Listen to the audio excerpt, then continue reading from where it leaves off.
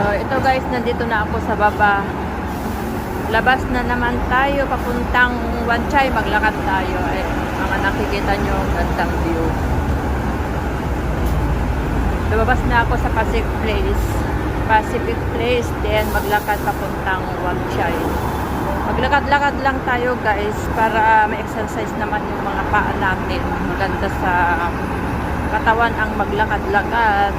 Nag-iisa kasi ako ngayon. Wala ang aking anak. Ako lang ang day off ngayong araw ng Saturday.